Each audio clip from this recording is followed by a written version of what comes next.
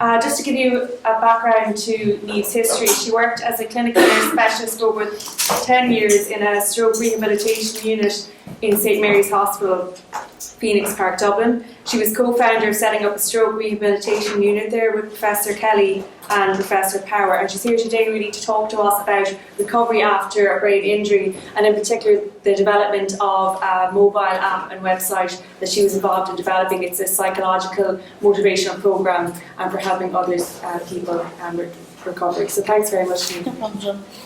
Thank you for inviting me here today. Much appreciated.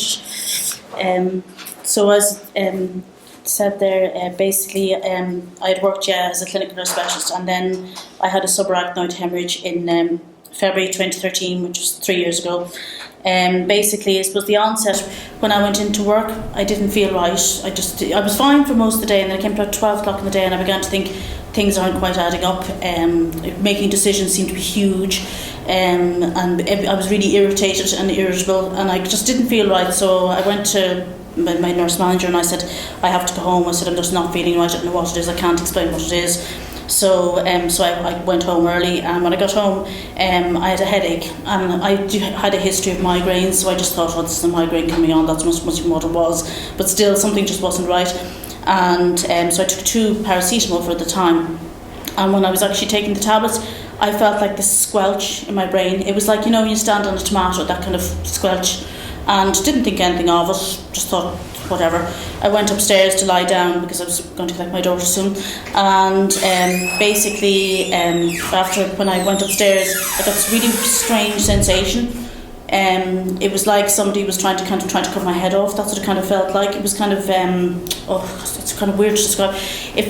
For me, with my migraines that I have, it's like wind blowing in the back of my eye, and this felt like that the wind was blowing along my neck, sort of like in and out of my muscles. It was kind of a weird sensation, and it only lasted about 10 minutes, and then it was gone. And I sat up and I thought, what happened? Something that's not right. Did I have a stroke? And could be me being a stroke specialist. I started doing the face, arm, speech and time, whatever, and realised no, everything was fine. And I said, something's happened, but I don't know what it is. And then I looked in the mirror and I was like white as a ghost. So it was obvious. I knew I had gone into shock of some sort, and something actually had happened to me. So basically, I went inside, and then I had projectile vomiting, so I knew then that something wasn't right. So I was kind of sitting at the side of the bed, what'll I do? I went to kind of ring on my phone, and couldn't work out contacts, things like that just didn't make sense to me. My phone just, like, you know, your usual things that you have on your phone, I couldn't work out how to get into my contacts. I couldn't work out how to actually dial for a number, trying to remember numbers off the top of my head, how to actually get into the phone to actually get to that part was extremely difficult. It took me about 10 minutes to work out that 15 minutes, and I was beginning to try to panic because I was thinking, oh God, what am I going to do now? I couldn't find anyone to collect my daughter, so basically, like, you know, you've got your time, your window. So I actually got into the car and drove to my daughter's school, and stopped along the way every now and again, assessing my situation. Do I still feel okay? Whatever, and all along the way. Managed to get to her school, collected her, and then I knew, like, I wasn't well. I knew that her school is quite near where the GP is, fortunately enough. The hospital is quite nearby as well, but I knew I wasn't going to make it to the hospital. So I made it to the GP and I collapsed there.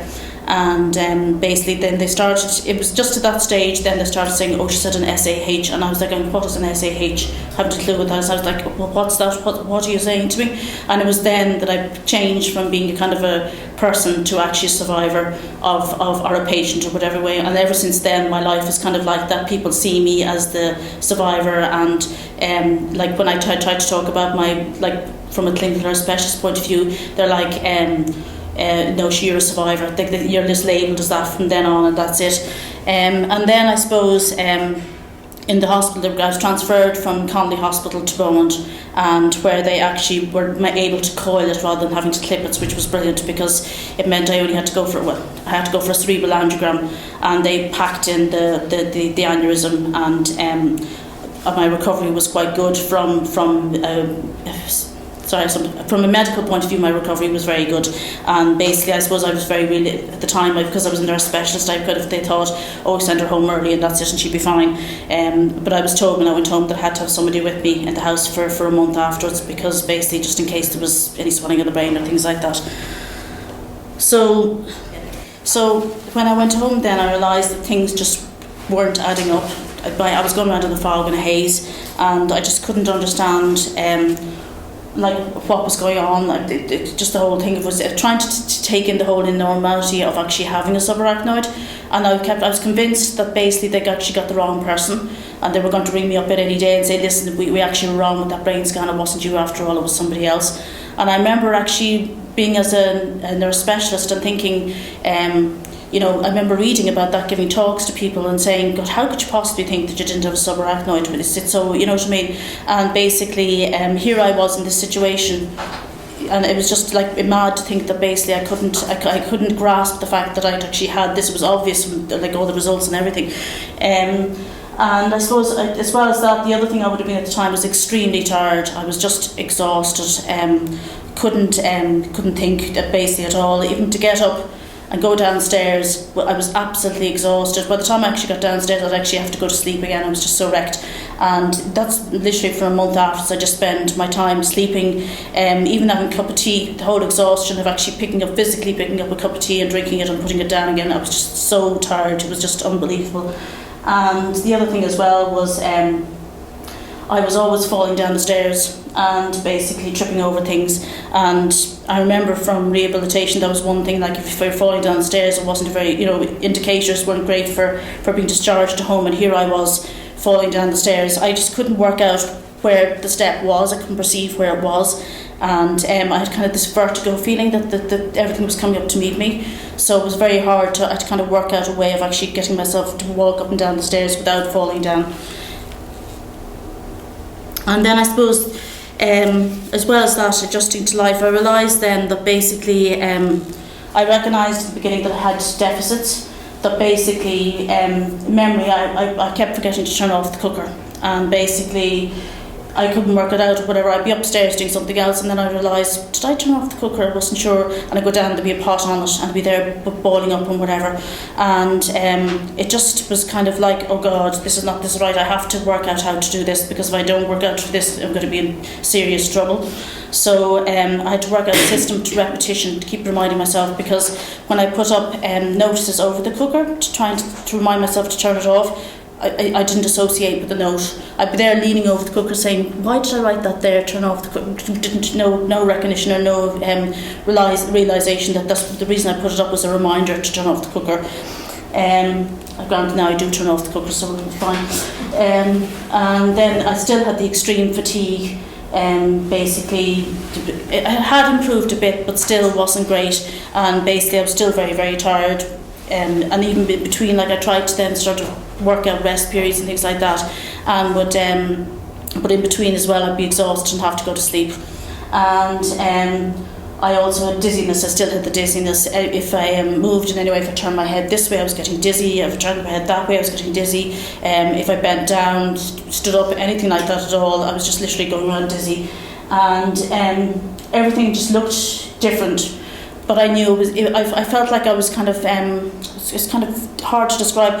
I felt like I was kind of like going around in a different world to everyone else. But everyone kept saying, oh, you look the same, you look fine, and I would meet people, they say, oh, you look fine, you look great, you're looking so well. And I'm there going, what are you saying to me? Just couldn't, it was just, I suppose a lot of it was shock and post-traumatic shock as well. But basically, I've never kind of got back to the real world as to where you all live now. I've never actually got back there. But I can kind of work fine in my own place as well. And then I suppose I had very unrealistic goals. I remember going into work 2 months after I had my brain injury and saying, well, I'll see you all in a month's time and that's it, I'll be back to work, no problem at all. Even though I was so tired I couldn't even still get out of the bed, or basically I couldn't even turn off the cooker. I don't know how I thought I was going to get back to work and manage work fine. And then, so I just kind of at the stage where I based everything on gut feeling. So if something felt right, I'd go, yeah, but it didn't, because I couldn't make a judgment or a decision myself. So the only way I could do it was actually to base everything on gut feeling, and that's the way I kind of managed for the first few months. And then basically it kind of got to about 2-3 months later, and I was still kind of going around trying to kind of work in a haze, and I said, I can't go on like this, I have to do something, because I can't go on my life like this anymore. So I sat down and I wrote down like literally what my problems were, and these were the problems that basically I had in the beginning. I still had the fatigue, I'd still realised as well as I went along that basically if I did too much in the daytime, I'd end up getting headaches, and then I'd be really, really sick the next day. So I kind of wrote that down as overdoing it. I also had insomnia. At night time I could be awake until 3-4 o'clock in the morning and basically I had no kind of clue about what time I needed to go to bed at or anything. I was just kind of, sleeping, waking up, sleeping, waking up. So I kind of got myself into a bit of a routine. I was getting headaches, so I was still getting the migraines and I was still getting headaches, and I kind of had looked up stuff about it and whatever, and these were ongoing headaches, but they weren't like pressure headaches and things like that. It was just kind of if I was overdoing it too much or if I got too tired and things like that. And I worked out then that I needed to have recovery days. It was important to have days where I just literally did nothing. And then I decided to incorporate goals from my rehabilitation side in, so I'd actually set goals for myself every week. And then I realised, no, that's too much. I need to kind of take this back a step. Maybe I should set goals every 2 to 3 weeks. And if I can't achieve a goal, it doesn't matter. I'm actually doing better than I was before. And I'd ask family and friends, like, how am I now to how I was like 2 months ago? And they'd say, oh, look at you now. 2 months ago, it took you ages to get out of the bed. You were exhausted. Whereas now you can get up and get dressed, go downstairs. So I kind of gauged myself what goals I could actually do. And basically then I got myself into a routine, and when I got myself into a routine, I got myself going to bed at the same time every night and things like that. The insomnia stopped, and it was a continuity as well, trying to keep everything going. It was fine 1 or 2 days a week, I'd be great, brilliant, able to get up, do all that sort of thing. And then as the week went on, I get like my continuity would get all over the place, so I had to kind of work out to basically do the same thing every day, and that took like about 2 or 3 months to organise and work out. And by doing this, I kind of got to take control of my life.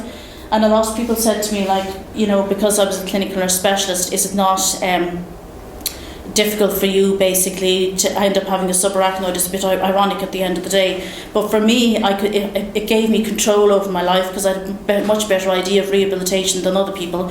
So I was able to kind of set this up and work things out myself. And then I knew the best times of the day when I was good at doing things and when I wasn't good at doing things. And when I had the best times of the day, I'd actually organise phone calls to people, or I'd meet people and things like that, because I was better in control of my life and I wasn't kind of all over the place.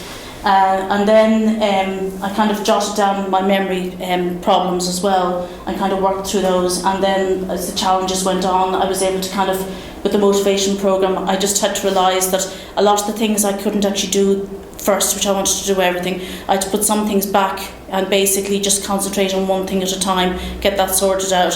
So I was kind of trying to work out my brain to work out which was the most important priority at the time, and try and do that for 1 month, and then go on to the next month and try and do something else.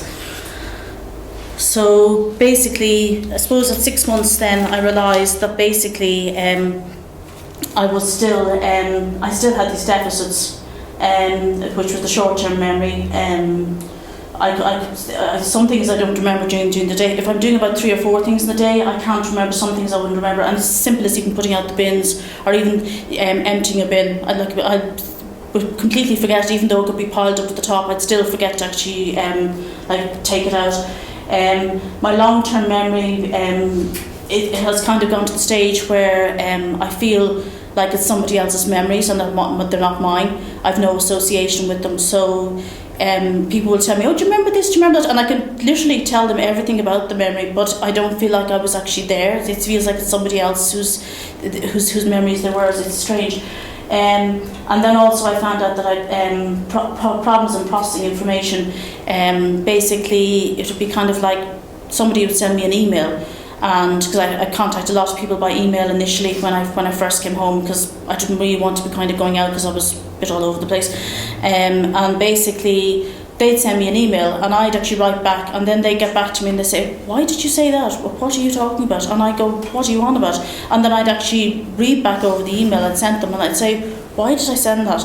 I'd have actually just picked up 1 or 2 things that they'd actually said in their email, and then I'd have actually gone off on a tangent about that information. And then I realised that basically I wasn't really picking up what they were actually saying. So I kind of got into the habit then to basically read the email, and then I'd actually go off and do something else, and then I'd come back about 4 or 5 hours later and I'd read the email again. And sometimes I'd even jot down just 1 or 2 words just to kind of, especially if it was something long, an email that people were sending, and then I'd actually write out my own email then as to what I need to write back. I'd look at it a few times, so it could take me about 3 or 4 days to actually before I'd send an email back to somebody. And I realised that that's not normal behaviour at the end, basically, so it's obvious I had a problem there with that.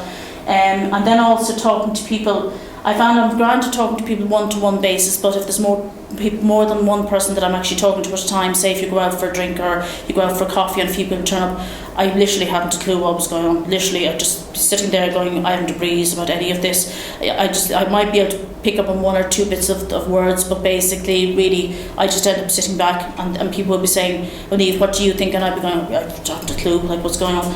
And I still was tired at 6 months, so I knew that basically that this, that I needed to kind of sort out this. Even though I was doing all my goals and everything, I still was tired, and I still had headaches, and a lot of them were the migraine type headaches, which would be also linked to dizziness, but also would have I get nausea with them as well, and I kind of get a kind of a vertigo sometimes as well. So I began to realise there was something more with the headaches and dizziness than what that I could actually deal with.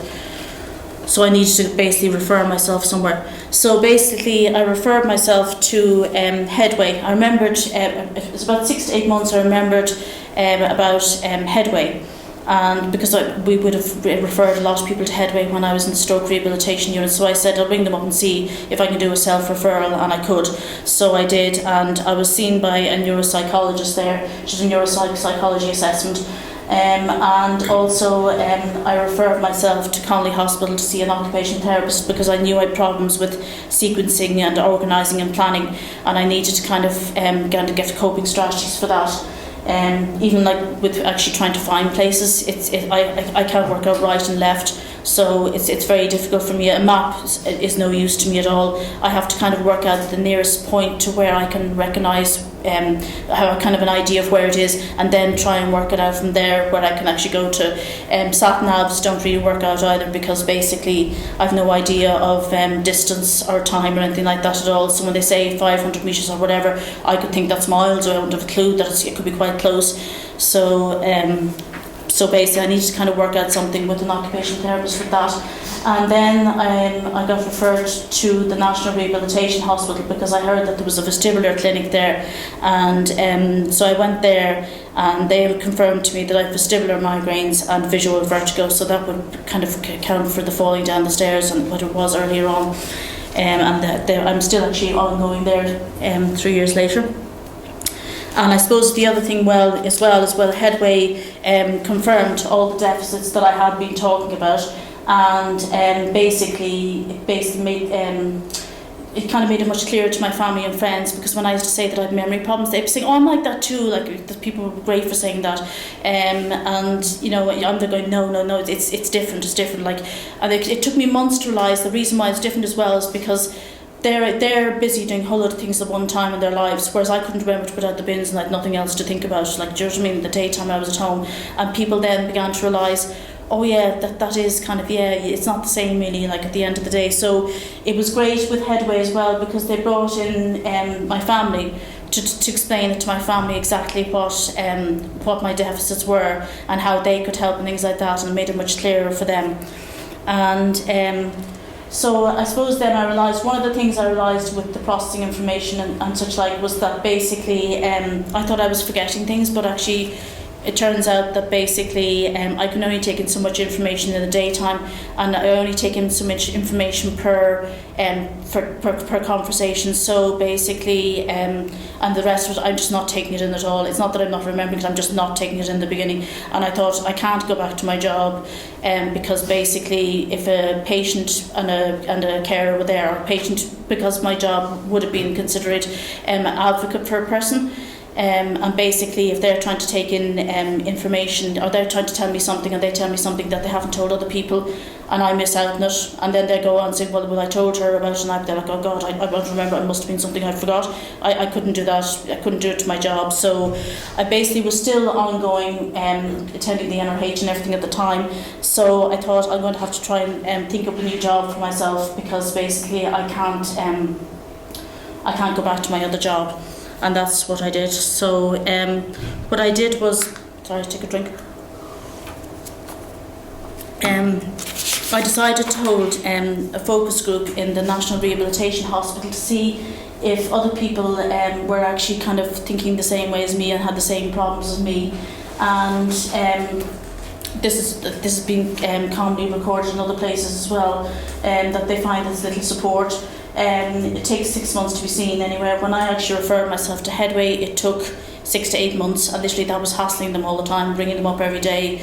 Have you got anything today? Oh, here she comes again. In the end, they gave me cancellation, and that was it. But other people wouldn't realise that you have to kind of they might just say, "Oh, leave it," and just take a step back.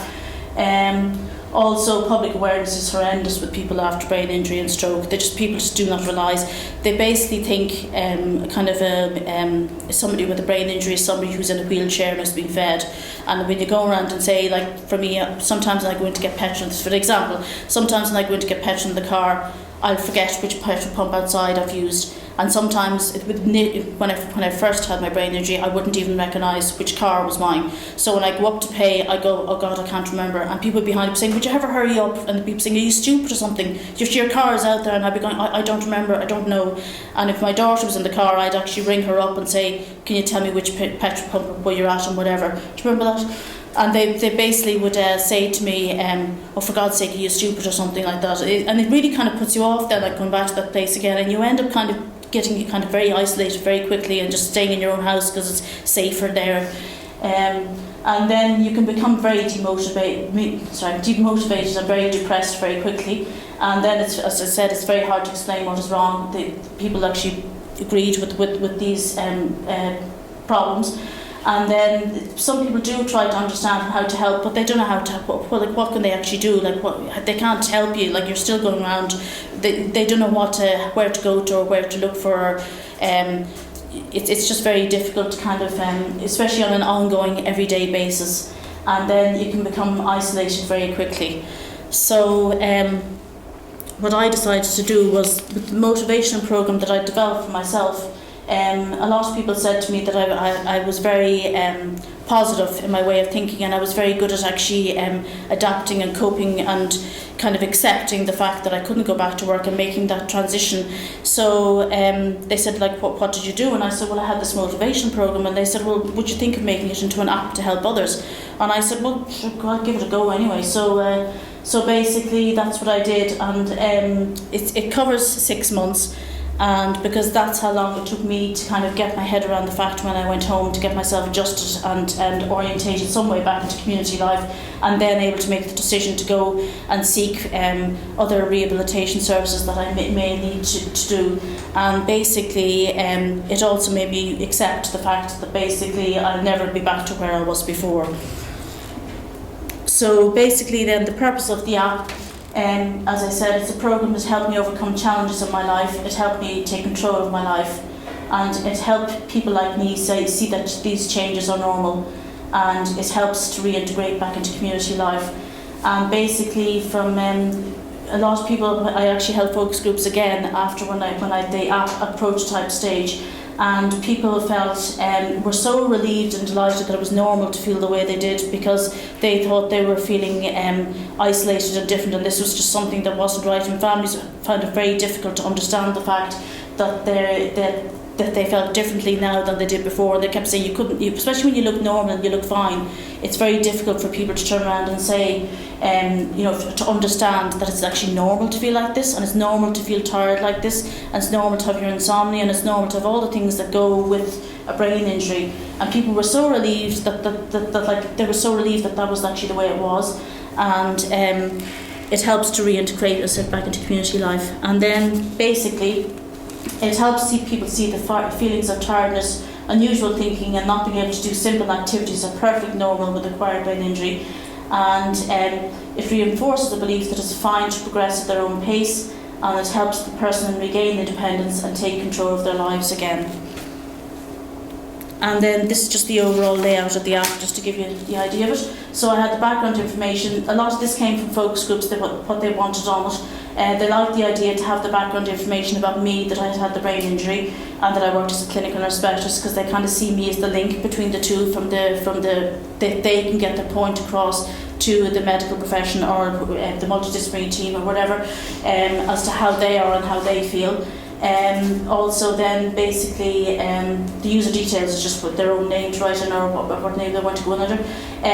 There's practice on it because it basically shows the person how to get in and out of different areas, and I find myself that if I can actually do something before a few times, I can actually do it then, no problem at all. But if somebody shows me how to do it, I'm just sitting there going, well, I've no interest in it. Basically my brain just switches off and that's it.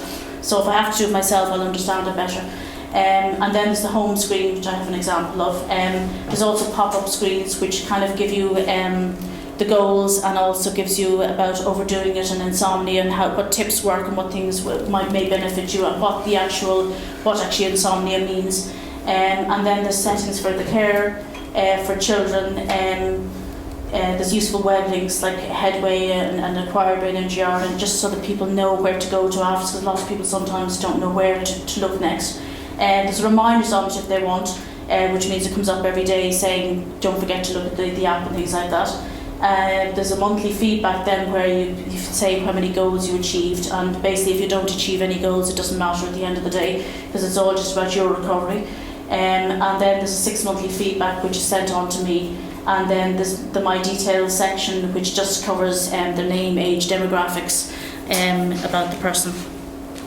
So that's it down there, as you can see down the bottom. That's what it looks like, the recovery after brain injury. That's the grey thing. And then that's the My Details slide, just to show you that as to what I'm covering on it. They wanted the name of the consultant and the name of the hospital put on it, because they felt themselves, we're always in the fear that we're always going to have another brain injury. That's always the fear after having one. And they felt that basically if it was on this, then if something happened to them, that they could say, oh, this is on my phone or whatever, and they could see where they were before to get their information. And then that's just giving an example of month 1. So it's normal to feel very tired, and it's normal to be only to stay awake for a few hours. It's important to drink water. You may get headaches.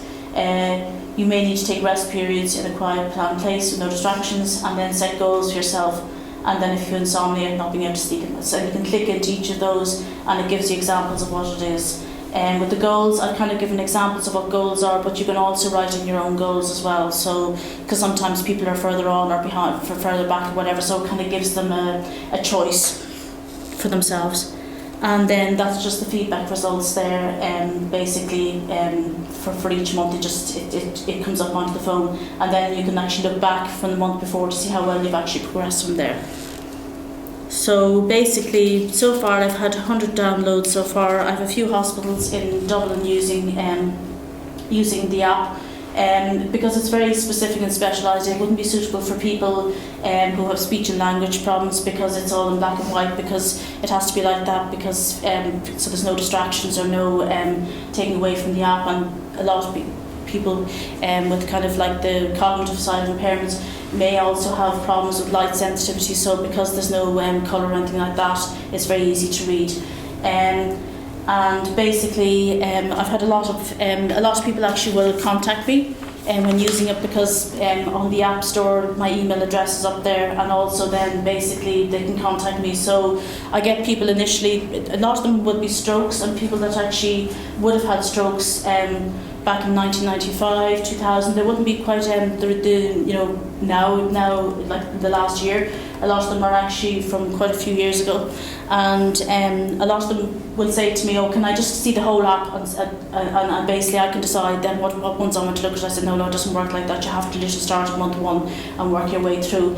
Or people email me like at 1-2 o'clock in the morning. It's obvious they're not in a routine, and saying that they've got awful insomnia because basically they're not in a routine. So I have to explain the fact now that what I usually say to people is, see how it goes for 2 or 3 months, and then get back to me. And if you feel that it's not working, then I would be interested to know, because basically then I can change it for the next, in a few, when I'm upgrading it. And people then will, a lot of people will actually email me back and say, no, actually now you're right, after 3 months I've actually got into a routine of doing this. It's working out really well for me, and I'm delighted that basically that I'm using this. And as I said before, this leaves a link to the medical side. So I suppose basically then what I realised is that I could adapt the app for concussion. And basically the areas I'd be coming from would be, the symptoms. My symptoms are similar to those of, or my deficits, I should say, are similar to those of the symptoms of concussion.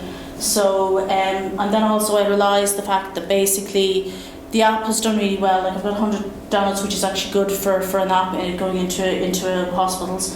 But basically that I need to have kind of more continuity to it, and because it was standalone, I'm going into giving talks in stroke support groups, brain injury support groups, the NRH, but literally I have to keep going in all the time, because otherwise it just fizzles out, and then I have to try and start it up again, I have to start again. So basically what I decided to do with the Concussion app was to develop a website with it, so that basically, and I suppose a lot of people had told me about the first app as well, when I gave talks, especially in multidisciplinary meetings, things like that, that basically that I was gathering a lot of valuable data, but basically I didn't know like what to do with it. So I thought the best way forward, I actually talked to focus groups then and said, what do you think about data being researched for you for things that you're doing? And they said no, they'd be delighted, because it'd be a way to kind of maybe improve things for them. So so that's what I did. So basically for the Concussion app, a website which is at wireframe stage now, I'm in the process of getting it, trying to find a technologist at the moment. Basically, so basically the phone will be for the person with the app. I'm mostly going for iPhones, because basically, as you all know, this would be for people from the age of 14 upwards. And basically, well, as you know, most young people have iPhones now. No, they wouldn't really have Androids. I might put it to Android later, but at the moment I think it's just better just to target with the one. And then basically from the website side, it'll be the medical coach, the consultant, or the general practitioner that will be able to access different bits of information, which I'll tell you later, from the actual iPhone. So with this then, the other thing I wanted was, I didn't want, because at the moment the recovery app, basically people are actually paying for that, it's only $4.99, but still I don't like the idea of people paying for it. So basically with this, what I've actually developed is that the hospital will actually buy the Concussion app, or the medical coach, the sports surgery clinic, or the GP. So it won't be actually the end user, which will be for the person, will actually be free. So as you can see there, if it's up in the App Store and you want to access this app, you have to contact your GP or your emergency care doctor, basically to get a license, and then they can actually unlock the phone for you. And it might as well, a lot of people, but I'm linking with an emergency department consultant in Tallow, and he said a lot of people actually don't come into A&E, they don't recognise the symptoms of concussion. So maybe it might, in the initial stage, and then after about 2 or 3 weeks later, they realise that maybe I might have had a concussion. So this might kind of spur them on to go into the hospital or the GP. And basically then that's the login screen. As you can see, you need to register, that's that part. And then basically when they register, which would be kind of similar to what my details were from the first app, when they register, there's another slide then to tell them that basically when you have to send your code back to the hospital, and by doing so, at the bottom it says that you're basically given permission to have your data used for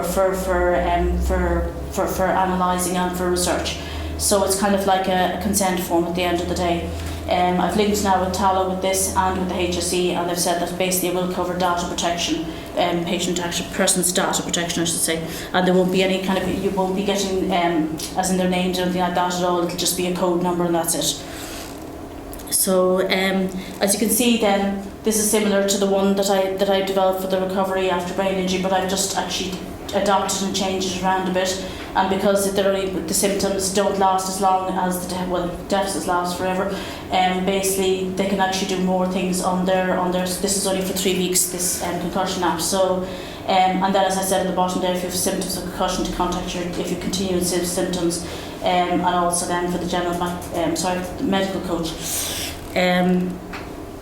And then basically what I decided to do then, because this data are going to be generated for consultants and for medical coaching, whatever, I basically have taken the questionnaires from the Neurological Institute the National Institute of Neurological Disorders and Stroke, that's what it is. And basically there's a number of different feedbacks, questionnaires that you can use there. One is, here's one, pediatric fatigue short form, which is just from the age of 14 upwards. And basically there's other ones for people, there's one, for people with insomnia, depression, health and well-being, even like how they can concentrate and things like that. So it gives a lot of valuable information as to how the person is getting on in the first 3 weeks. And then basically what I'm also developing is a multidisciplinary discharge care plan app, a website, and this is I'm just literally starting to design this now. It came out from focus groups. A lot of people said that they have problems with when they're actually going home and just being discharged from hospital, they're getting bombarded with so much information that basically they can't take in a lot of what actually is going on, and their priorities are different. They're more thinking about, who's going to come collect me, how am I going to get home, who'll be at home, and all these disciplines are coming over and giving loads of information, and they're like, not taking a lot of what's actually going on. So basically I'm going to use the same structure and format as the Concussion app and website. So I'm going to hopefully plan is that basically it'll be the same structure as I'll only have to develop one website, and then I've developed different apps and things like that from it. But the same website should do for the rest of the plans that I have for recovery after brain injury. And as I said there, I'm just in the designing stages of it at the moment. And then basically, I was looking around. I'm looking around trying to find people to be some way that will understand what I'm actually talking about. And a lot of healthcare technology companies in Ireland don't really understand they don't understand brain injury. So I found this on the internet, and basically it's in England, and it's Cambridge University Hospital, and they work with technology companies in identifying areas of unmet needs for developing technology-based solutions amongst patients of all ages, and they're specialising in traumatic brain injury, acquired brain injury and developed brain injury, and they help you basically with your market evaluation, clinical research, whatever actually area that you actually need. And also, so basically say, if I was looking for a study to be done on so many people with, for the Concussion app, they have a hospital nearby them that's a traumatic hospital, and they'll be able to get people who are going home to actually download the app and see what the stories and do the research on it. So it gives you instant access to people that you actually need to do the research on. And also then they were one of the people that actually got the grants from the NFL, which is in America, which they're trying to work out for head challenge and concussion. So I can kind of link with them about that as well. And that just gives you a kind of an overview of all the things that they actually do. And basically then I'm talking at the stroke study day just for 10 minutes on my survivor, but how I've survived after my stroke injury. And I'm also talking at the stroke study day, and I'm talking at the Future Health Summit, which is on in May, and they have a medical device part of it, and I'm actually talking at that. And then, ironically enough, anyone that I've actually got buy-in in business have always known some way somebody who had a stroke or who had a brain injury or some link or whatever, and they're the people that actually helped me along the way to get where I'm actually going to, and that's it.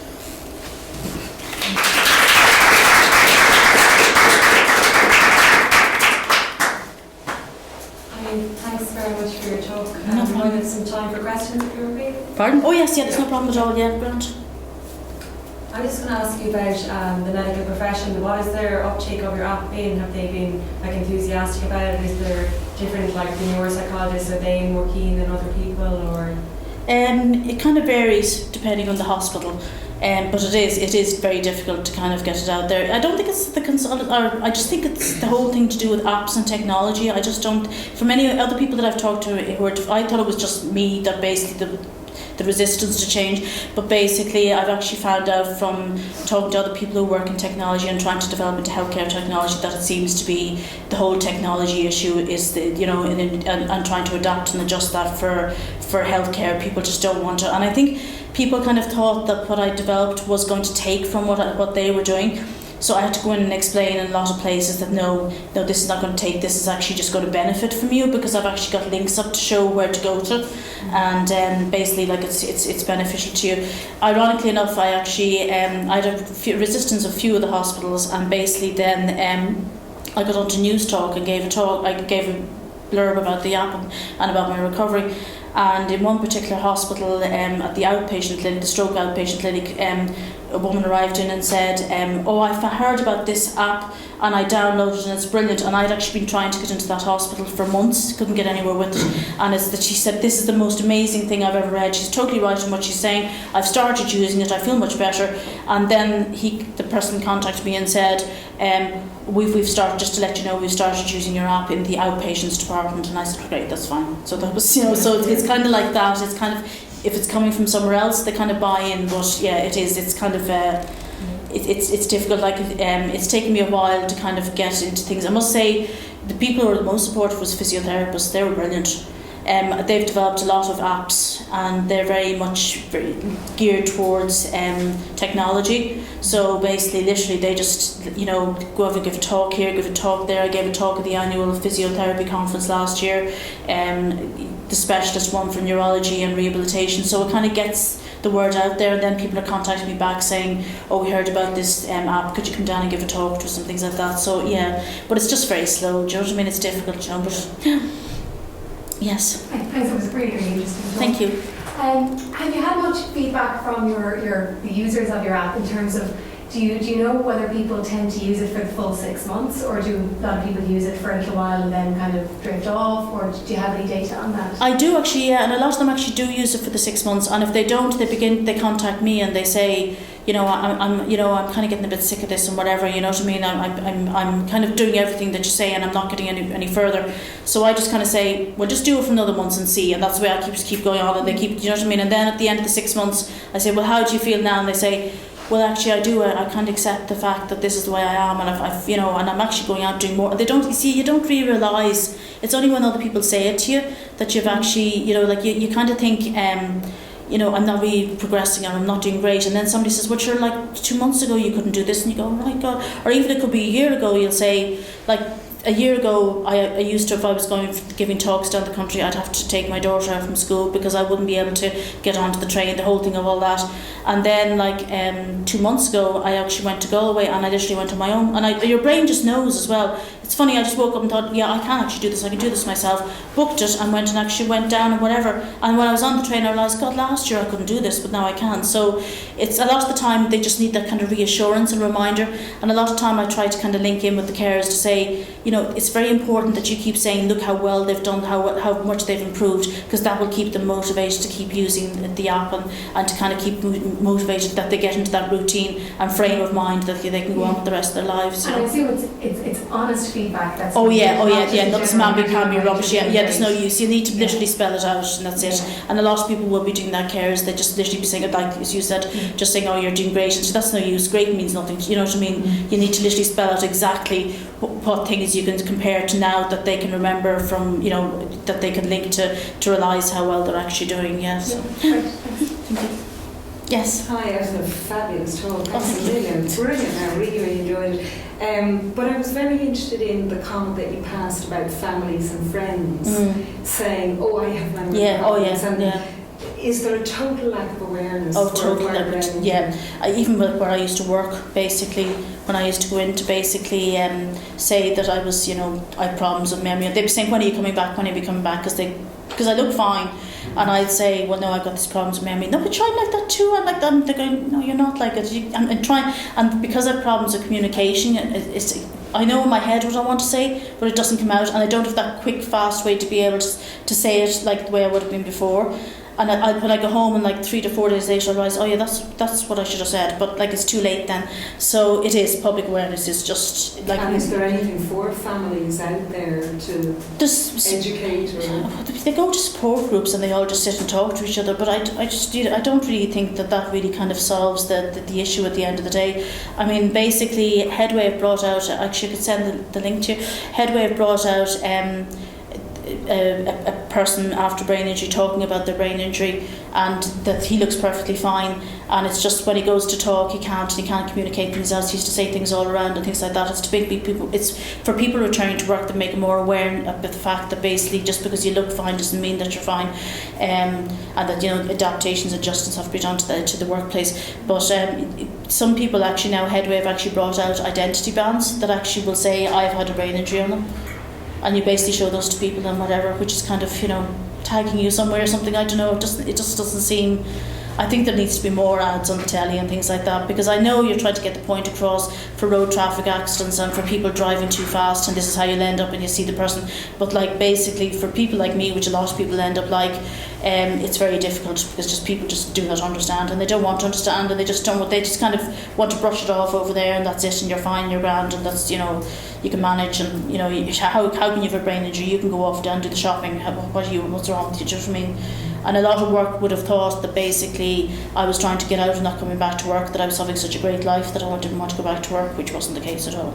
So your description when you were getting petrol and you didn't know which car was yours, that's really where you think, I know. If I was in that queue, I'd go, why am I in the queue here? What's happening at the car? And as you say, then that's very embarrassing for you. It is, and it's just a total lack of awareness. It is, and then you kind of go into over panic, and I end up getting a kind of a panic attack, and I literally just want to get out of the shop and just get away and never ever go back there again. Whereas basically, it's funny, then the next time I went in, it took me a while before I went back to that petrol station, but then I went back one day, and another person was on, and I kind of began to like, oh God, I'm not sure, and she had it up on the screen. She said, oh, you're the Ford Focus, whatever. So that's what they do now when I go in. So it's a coping strategy. And she's kind of made the others aware, so when I come in, they're able to do it as well, and that's it. So it makes a huge difference. I don't know how she explained to them or whatever, but it did the job for me, and that's it. So hello. Thank you, Niamh. Wonderful talk. I really enjoyed it, and it's such an achievement. My mother had a stroke, and I worked with her afterwards in terms of language. She had a phase and so on. And I know you were saying that the difficulty with the app for somebody with aphasia is internal. But I would have thought that relatives would really appreciate having something like this, where you could chart progress and have exercises and work with somebody. And maybe there is some scope there for that, of there being an app that could be used with somebody post-stroke and post-aphasia. I suppose from the angle that I was coming from was the person actually taking control of their own lives. I know. Because it's basically, I suppose, I don't know, it's just, I found myself that when people showed me how to do things and whatever, or if people would do things for me, I would basically just switch off, because I kind of felt like I don't have to worry about doing this because somebody else is doing it. Even when I went home first, my example is, it said with the examples of goals, making your own cup of tea. I know basically everything is, if you can't make your own cup of tea, it's pretty sad. But basically, when I went home first, I basically people used friends and family would be running in, oh, make a cup of tea. So my brain just went, well, I don't have to worry of ever making a cup of tea again, because there'll always be somebody here to make it. And I just totally and utterly, and then after 3 months everyone went back to their own lives and whatever, and thought, oh, she's fine now. And I used to sit all day waiting for my daughter from home from school, because the whole fear of going into the kitchen, filling the kettle, I literally would sit there all day with no tea or anything. I'd drink water, but I wouldn't be able to make myself a cup of tea.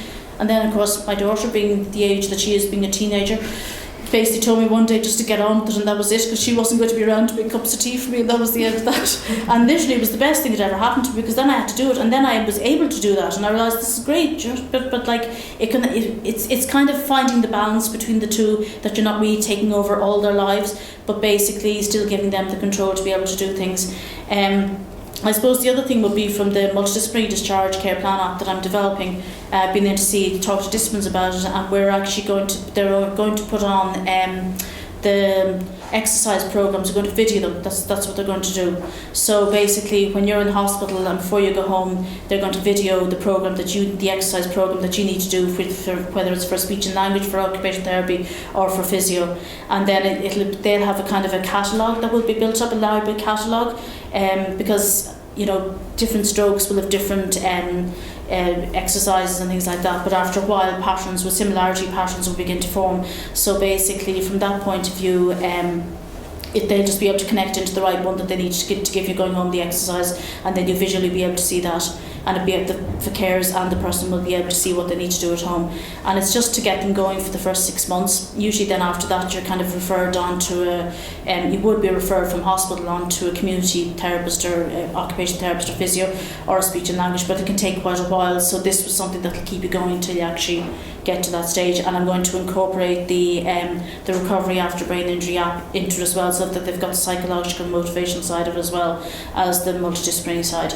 And I will keep the recovery app in the App Store, so if people need it that have actually gone past the first 6 months, they'll still be able to use it. So that's the plan.